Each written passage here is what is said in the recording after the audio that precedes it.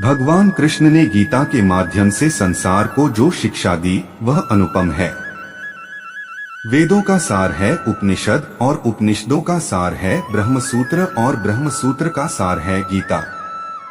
सार का अर्थ है निचोड़ या रस। गीता में उन सभी मार्गों की चर्चा की गई है जिन पर चलकर मोक्ष, बुद्धत्व, कैवल्य या समाधि प्राप्त की जा सकती है। दूसरे शब्दों में कहें तो जन्म मरण से छुटकारा पाया जा सकता है। तीसरे शब्दों में कहें तो खुद के स्वरूप को पहचाना जा सकता है। चौथे शब्दों में कहें तो आत्मज्ञान प्राप्त किया जा सकता है और पांचवें शब्दों में कहें तो ईश्वर को प्राप्त किया जा सकता है। आओ जानते हैं भगवान श्री कृष्ण के वे रहस्यमय सूत्र जिन्हें जानकर आपको लगेगा कि सच में यह बिल्कुल ही सच है। निश्चित ही उनके ये सूत्र आपके जीवन में बहुत काम आएंगे। जीवन में सफलता चाहते हैं तो गीता के ज्ञान को अपनाएं और निश्चिंत तथा भयमुक्त जीवन पाएं। भगवान श्री कृष्ण कहते हैं कि यदि आप लक्ष्य को प्राप्त करने में विफल रहते हैं तो अपनी रणनीति बदलें, लक्ष्य नहीं।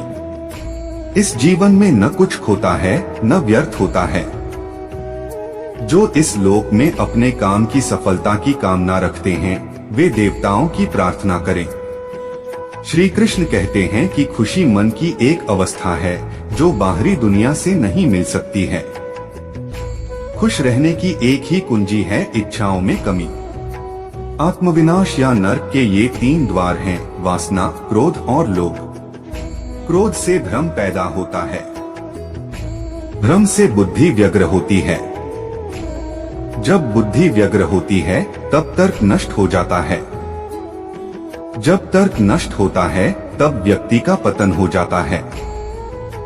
वह जो सभी इच्छाएं त्याग देता है और मैं और मेरा की लालसा और भावना से मुक्त हो जाता है उसे शांति प्राप्त होती है। विश्वास क्या है?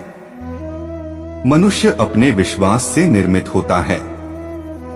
जैसा वो विश्वास करता है वैसा वो बन जाता है। व्यक्ति जो चाहे बन सकता है यदि वह विश्वास के साथ इच्छित वस्तु पर लगातार चिंतन करे। हर व्यक्ति का विश्वास उसकी प्रकृति के अनुसार होता है। विश्वास की शक्ति को पहचाने। मित्र और शत्रु दोनों हैं मन। जो मन को नियंत्रित नहीं करते उनके लिए वह शत्रु के समान कार्य करता है।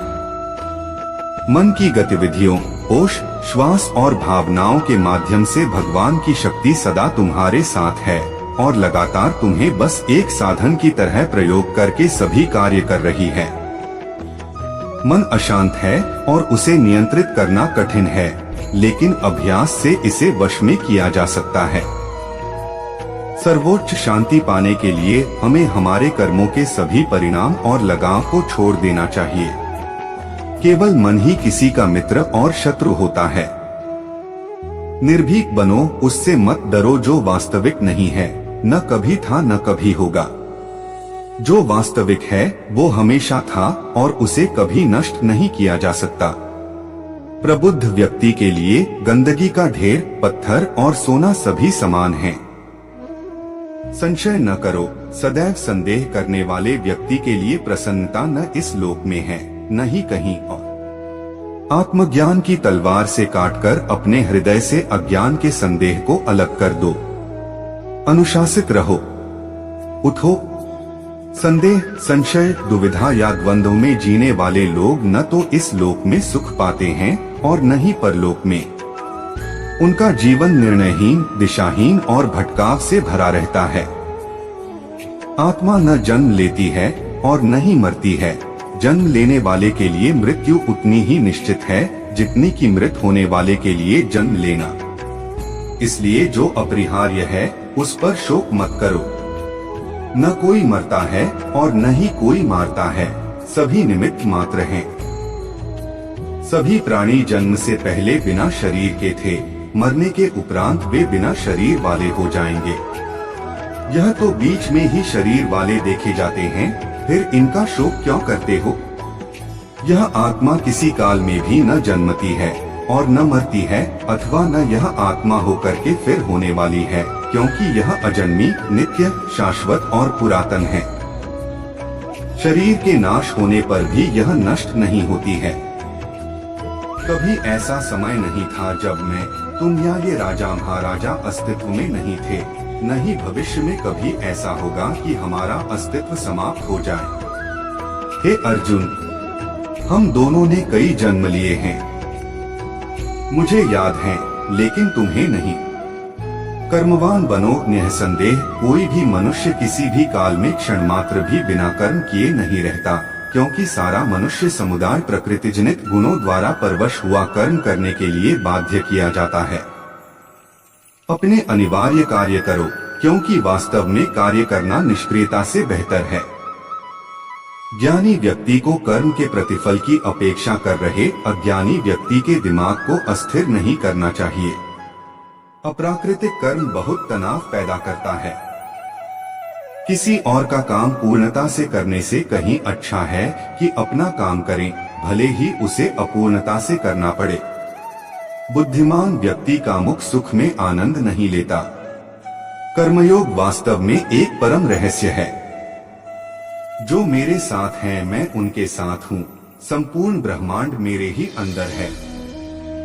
मेरी इच्छा से ही यह फिर से प्रकट होता है और अंत में मेरी इच्छा से ही इसका अंत हो जाता है। मेरे लिए न कोई घृणित है न प्रिय, किंतु जो व्यक्ति भक्ति के साथ मेरी पूजा करते हैं वो मेरे साथ हैं और मैं भी उनके साथ हूँ। बुरे कर्म करने वाले, सबसे नीच व्यक्ति जो राक्षसी प्रवृत्तियों से जुड़े हुए हैं और जिनकी बुद्धि माया ने हर ली है, वो मेरी पूजा या मुझे पाने का प्रयास नहीं करते। हे अर्जुन, कल्पों के अंत में सब भूत मेरी प्रकृति को प्राप्त होते हैं, अर्थात प्रकृति में लीन होते हैं, और कल्पों के आदि में उनको मैं फिर रचता हूँ। मैं उन्हें ज्ञान देता हूँ जो सदा मुझसे जुड़े रहते हैं और जो मुझसे प्रेम करते हैं। मैं सभी प्राणियों को समान रूप से देखता हूँ, न कोई मुझे कम प्रिय है न अधिक।